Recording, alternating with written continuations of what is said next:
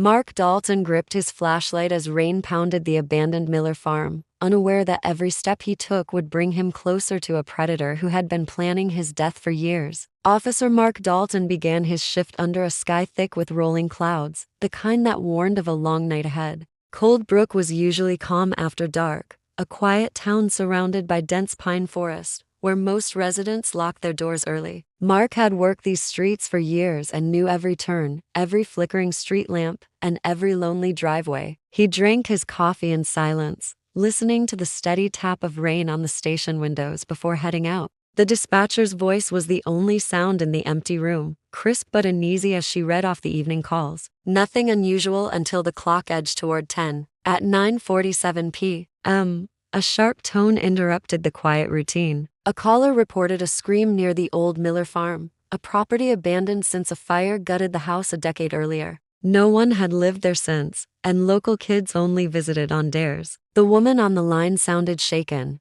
her words breaking with static as thunder rumbled in the distance. She said she heard a single scream, quick and sudden, then silence. Mark's name came up first on the rotation. He grabbed his rain jacket, a small flashlight, and stepped into the wet night, unaware that the next few hours would push him far beyond routine patrol. The roads to the Miller farm were slick with water, tree branches bending low under the weight of the storm. His patrol car headlights carved narrow tunnels of light through sheets of rain. As he drove, he recalled the stories about the place, unconfirmed whispers of squatters, strange lights, and the fire that no one had fully explained. He dismissed them as local legend, but a heaviness settled in his chest. When the farmhouse came into view, the structure looked even more lifeless than he remembered, its blackened roof sagging, windows boarded but uneven. Weeds choked the path to the front porch, and the storm made the broken shutters bang against the walls like warning knocks. Mark parked a few yards away, radioed his location to dispatch, and stepped out into the downpour. The smell of wet earth and charred wood mixed in the air. His boots sank into mud with each careful step. The front door hung crooked, swinging slightly, though no wind should have reached it. The silence around him felt unnatural, almost heavy enough to press against his skin. He tightened his grip on the flashlight and pushed the door open, the beam slicing through darkness. In that moment, he sensed he was not alone, though the house appeared empty, waiting and listening. Rain drummed harder on the farmhouse roof as Mark eased inside, the door groaning behind him like a warning. His flashlight cut narrow paths through the dark, revealing sagging walls streaked with soot and peeling wallpaper curling like old bark. The air smelled of damp ashes and something metallic, faint but sharp enough to sting his senses. He moved slowly across the warped floorboards, every step a creak that seemed louder than the storm outside. A gust of wind whistled through a broken window pane, carrying a chill that made the hairs on his neck rise. Somewhere above, a faint thud echoed, too deliberate to be the wind, too quick to be an animal. Mark aimed the light toward the staircase. The steps were scarred and half-burned, their edges jagged from the fire years ago. He tested the first riser, and it groaned beneath his weight. Another noise followed, softer this time, a shuffle of movement as if someone was trying to stay hidden. He climbed carefully, his heart beating harder with every upward step.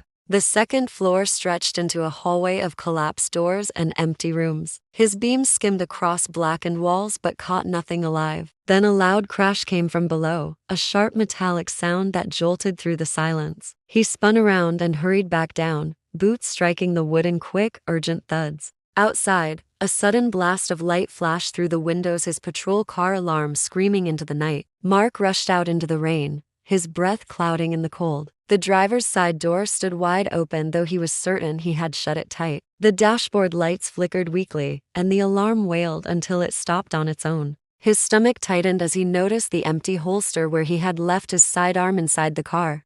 The radio hissed with static when he grabbed the handset. No voice came back, only the crackle of interference. A streak of lightning split the sky, illuminating the endless stretch of trees surrounding the farm. Shadows danced across the wet ground, shapes that looked like movement, but vanished when the darkness returned. Mark's thoughts raced. Someone had been inside his car, close enough to steal his weapon and slip away without a trace. The rain blurred his vision, and the forest seemed to close in on him. Every instinct told him he was no longer the one searching. Someone else was out there, watching him from the endless black beyond the trees, and they were not in a hurry to be found. The storm deepened into a relentless wall of rain, turning the ground to slick mud. As Mark backed away from his patrol car, the flashing hazard lights threw jagged shadows across the tree line, each flicker making the forest look alive. He tried the radio again, twisting the dial through static, but no human voice broke through. Somewhere in the darkness, a branch snapped with deliberate force. His pulse quickened. Whoever had taken his weapon was still near and wanted him to know it. Mark scanned the tree line, every nerve sharp. A faint glow appeared deeper in the woods, a weak, yellow shimmer that wavered like a lantern swinging in the wind. It was too steady to be lightning, too warm to be a reflection of his own lights.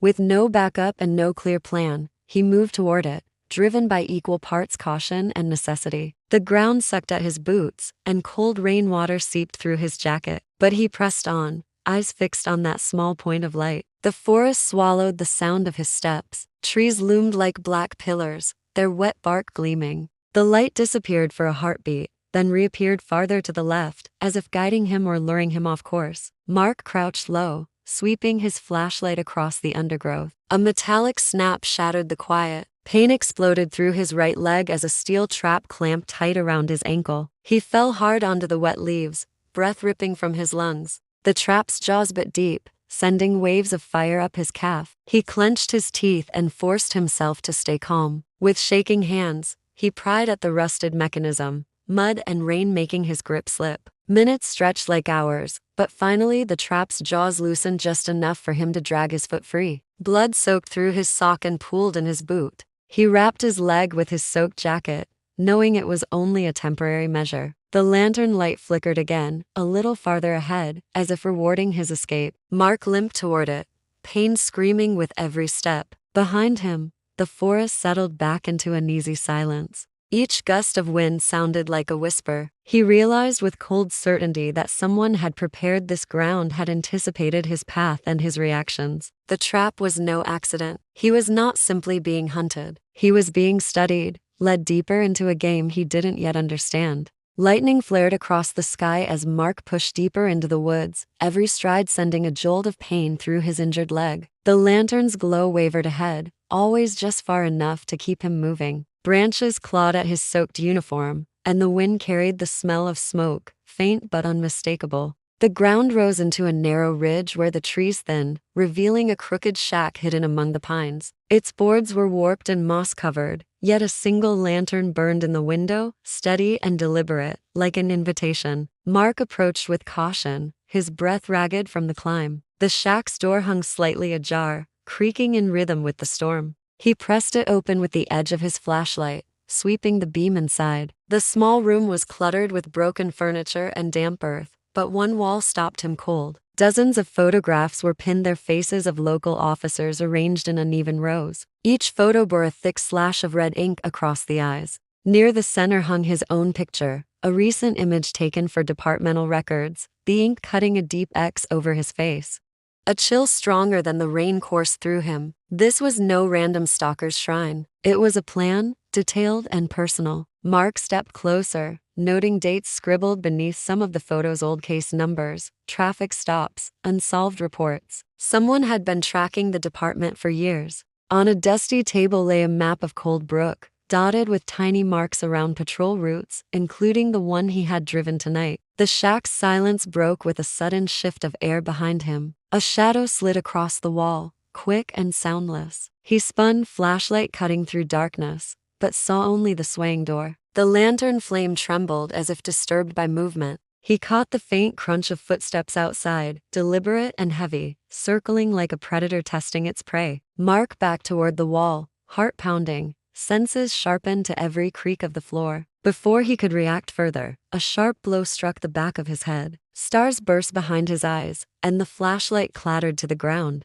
The lantern toppled, plunging the shack into near darkness, leaving only the faint glow of embers from its wick. Mark tasted blood as he dropped to his knees, the world spinning. The last thing he heard before everything went black was the slow, deliberate sound of footsteps fading into the storm. Dawn crept over Cold Brook with a pale, watery light, the storm finally easing to a slow drizzle. Search teams had been combing the woods since midnight, their flashlights weaving through the trees like restless fireflies. Officers called Mark's name again and again, voices hoarse from the long night, but the forest offered nothing back except the steady drip of rain from heavy branches. When they reached the old Miller farm, they found his patrol car abandoned, door open, radio dead, and muddy footprints leading toward the deeper trails. Every sign pointed to a struggle, yet no clear path explained where he had gone. Following the faint prints, they discovered a narrow ridge hidden beyond the main clearing. At its center stood the crooked shack, its lantern burned out but still warm to the touch. Inside, the walls stunned the team into silence. Photographs of local officers covered the damp boards, each marked with red slashes across the eyes. At the center hung Mark's picture, the ink still wet enough to smear beneath a glove. A map of Cold Brook lay on a splintered table, peppered with small black dots marking patrol routes, recent and old. Whoever planned this night had been watching the department for years. A trail of blood, dark and half-washed by rain, led from the shack into the thick pines. Officers followed it for nearly half a mile until one of them spotted a dark shape beneath a carpet of pine needles. Mark lay face down, his uniform soaked and torn, his skin cold to the touch. The medical examiner would later confirm what they already knew: he had been dead for hours. His service weapon was missing, along with any sign of the attacker. Only a single fingerprint remained on the fallen lantern, and it matched no record in any state or federal database. Investigators scoured the area for weeks. They interviewed everyone connected to the old farm, checked recent parolees, and cross-referenced cold cases, but every lead dissolved into dead ends. The community held a candlelight vigil, hundreds gathering in silence as rain threatened once more. Parents held their children tighter. Neighbors locked doors long before sunset. Over time, the forest grew back over the search paths, erasing the footprints and bloodstains. The case file remains open, a permanent reminder of the night when someone planned every move with chilling precision. In Cold Brook, people still speak of the storm and the hunter who walked unseen, the predator who made certain that one officer would not survive the night.